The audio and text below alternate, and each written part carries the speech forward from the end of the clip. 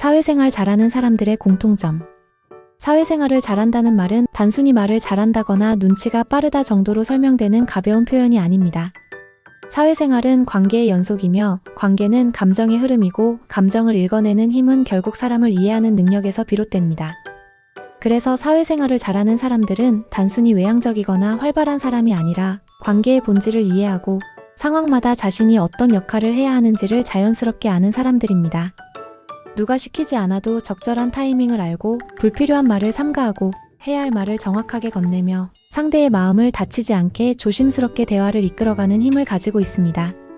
그들은 기본적으로 상대가 무엇을 원하는가를 읽어낼 줄 압니다. 눈치가 빠르다고 표현할 수도 있지만 사실은 관찰력이 뛰어난 것입니다. 상대의 표정, 말투, 속도, 말의 길이, 시선의 방향, 그날의 분위기와 감정까지 읽어냅니다. 사회생활 고수들은 말보다 분위기 흐름을 읽습니다. 눈에 보이지 않는 분위기와 에너지를 감지해 상황에 맞는 반응을 선택합니다. 예를 들어 상사가 바쁘고 스트레스를 받는 날에는 말을 길게 하지 않고 보고할 내용만 정확히 던집니다. 반대로 여유로운 날에는 조금 더 넓은 이야기를 꺼내 분위기를 부드럽게 만듭니다. 이런 미묘한 차이를 감지하는 능력은 사회생활에서 매우 큰 힘이 됩니다. 그리고 그들의 또 한 가지 특징은 자신을 드러낼 때와 숨길 때를 정확히 안다는 점입니다. 필요할 때는 자신을 드러내고 필요하지 않을 때는 조용히 있습니다. 괜히 존재감을 과시하지 않으며 불필요한 경쟁심을 드러내지 않습니다. 자기를 어필해야 할 자리는 한 번에 정교하게 짧게 날립니다.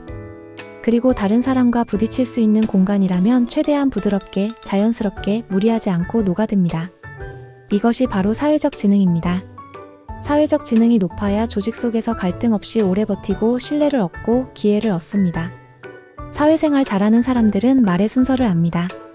같은 말이라도 어떻게 시작하고 어디서 강조하고 어떻게 마무리하느냐에 따라 상대의 감정 반응이 완전히 달라진다는 걸 알고 있습니다. 이들은 감정에 대한 언어적 구조를 활용합니다. 예를 들어 건의하거나 의견을 낼 때는 먼저 상대를 인정하고 다음으로 상황을 설명하며 마지막에 대안을 제시하는 방식으로 갑니다. 팀장님이 추진하시는 방향 이해합니다.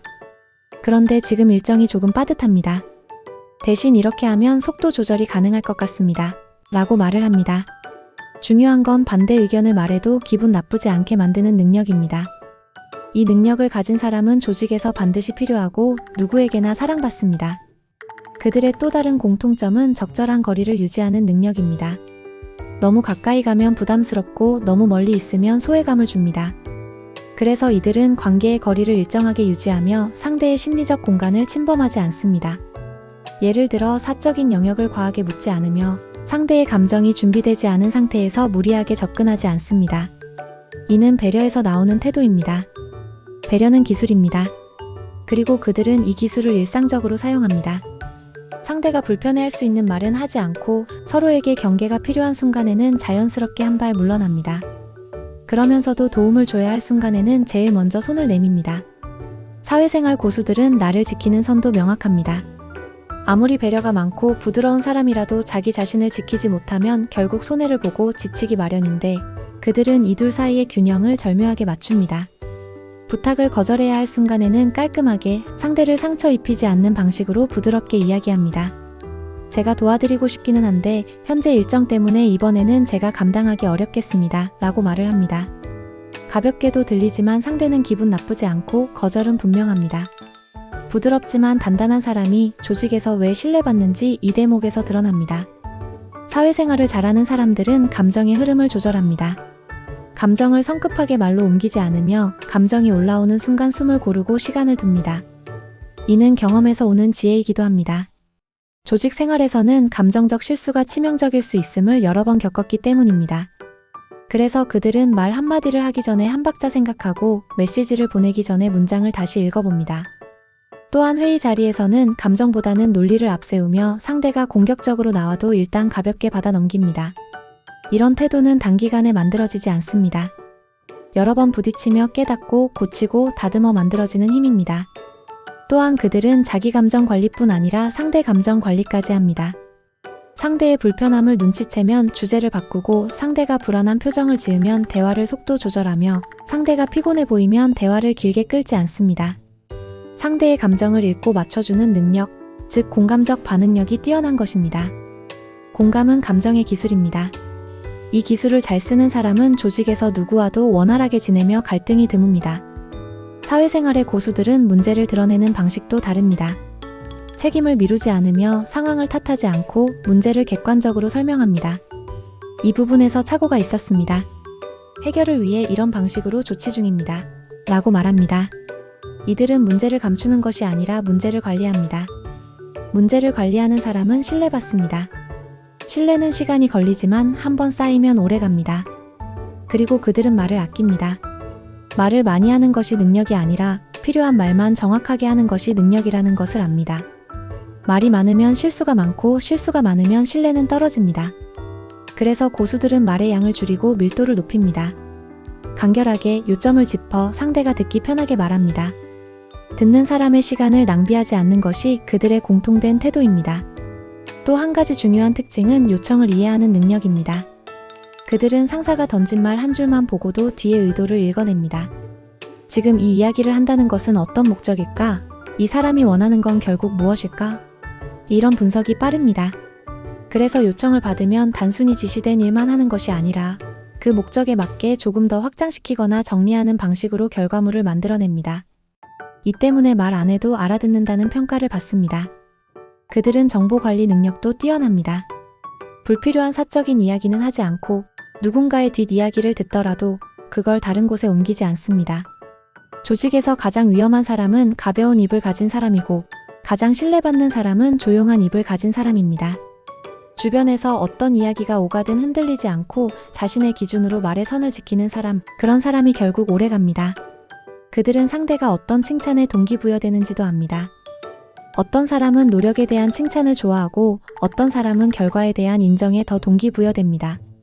어떤 사람은 공개적인 칭찬이 부담스럽고 어떤 사람은 공개적인 인정이 필요합니다. 이런 차이를 이해하고 맞춰주는 사람은 조직의 분위기를 긍정적으로 변화시킵니다. 그들은 시간 관리 역시 뛰어납니다. 회의 시간, 약속 시간, 보고 시간, 업무 마감 시간. 이런 기본적인 약속을 지키는 것만으로도 신뢰를 얻습니다. 사회생활의 기본은 이 사람에게 맡기면 된다는 믿음을 주는 것입니다. 이 믿음은 시간을 지키는 습관에서 시작됩니다. 또한 이들은 자기 표현 방식에서도 능숙합니다. 화려하지 않지만 단정하고 과시하지 않지만 존재감이 느껴지고 조용하지만 안정적입니다. 사람들은 이런 분위기를 가진 사람에게 신뢰감을 갖습니다. 그리고 이들은 조직에서의 나를 과대평가하지도 과소평가하지도 않습니다. 최소한의 자신감과 적당한 겸손, 그리고 상황을 바라보는 균형 잡힌 시각을 갖고 있습니다. 그들은 갈등을 타협으로 풀지 않고 조율로 풀어냅니다. 타협은 서로 조금씩 손해보는 방식이라면 조율은 서로가 손해보지 않는 방식으로 다시 맞추는 과정입니다. 조율의 핵심은 문제를 사람의 문제가 아니라 상황의 문제로 바라보는 관점입니다. 누구의 잘못이 아니라 어떻게 해결할 수 있을까에 집중하는 태도, 이 태도가 갈등을 부드럽게 만듭니다. 그리고 무엇보다 그들은 자기 자신과의 거리를 잘 조절합니다. 자기 자신을 너무 몰아붙이지 않고 감정적으로 지치지 않도록 관리하며 상황이 어려울 때는 잠시 물러나는 용기도 있습니다. 이들은 사회생활이 단거리 경주가 아니라 장거리 마라톤이라는 사실을 알고 있습니다. 그래서 속도를 조절합니다. 버티는 것도 능력이고 떠날 줄 아는 것도 능력임을 이해합니다. 마지막으로 그들은 한 가지 공통된 신념을 갖고 있습니다. 결국 사람은 사람으로 채운다. 일은 사람이 하고 기회는 사람이 주고 성장도 사람이 돕습니다. 그래서 이들은 관계의 가치를 누구보다 소중하게 생각합니다. 작은 배려, 잔잔한 친절, 말의 온도, 표정의 힘, 침묵의 의미, 섬세한 거리감. 이런 요소들이 사회생활을 단단하게 만든다는 것을 알고 있습니다. 그래서 사회생활 잘하는 사람들은 겉으로 볼 때는 특별히 대단해 보이지 않을 수 있지만 시간이 흐를수록 주변에 신뢰가 쌓이고 사람들이 찾아오고 기회가 자연스럽게 생기고 프로젝트와 책임이 붙습니다. 사회생활은 결국 사람을 얻는 과정이며 사람을 얻는 사람은 어떤 조직에서도 빛을 발하게 됩니다. 사회생활을 잘한다는 것은 타고난 재능이 아니라 지속적인 관찰과 성찰 그리고 반복되는 경험의 축적입니다. 그리고 당신도 이미 그 과정의 한가운데에 있습니다. 오늘 배운 작은 감정의 기술 하나, 작은 배려 하나, 한 박자 쉬는 말 한마디가 내일의 당신을 조금 더 단단하게, 조금 더 성숙하게 만들어 갈 것입니다.